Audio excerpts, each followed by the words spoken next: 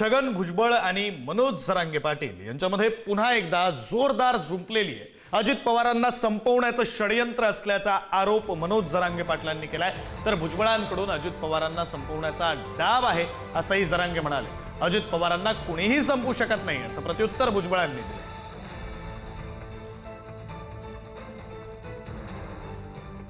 आज अजित पवारांविषयी सुद्धा प्रचंड मोठं षडयंत्र तयार करायला लागला।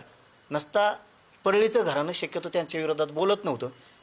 परळीचं घराणं अजित पवारांच्या विरोधात बोलत नव्हतं, कारण परळीचं अर्ध घराणं संपलं होतं। पवारांमुळं अर्ध मुंडेंचं घराणं, परळीचं घराणं मोठं झालं। ते सुद्धा या छगन भुजबळच्या षडयंत्रात सहभागी झालेत संपवण्याच्या त्यांना।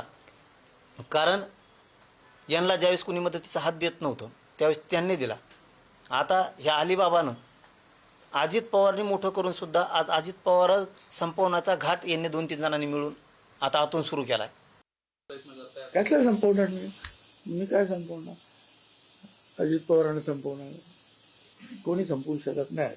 अहो, अजित पवारांना पण माहिती आहे, पवार साहेबांना पण माहिती आहे। 35 वर्षापूर्वी शिवसेना सोडून आलो तेच मुळे मंडल आणि ओबीसी मागासवर्गीय यांच्यासाठी आलो।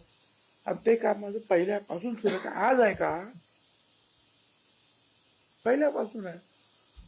नवीन काय त्याच्यामुळे काही वेळा त्रास होतो, काही वेळेला म्हणजे नुकसानच जास्त होतं फायद्यापेक्षा।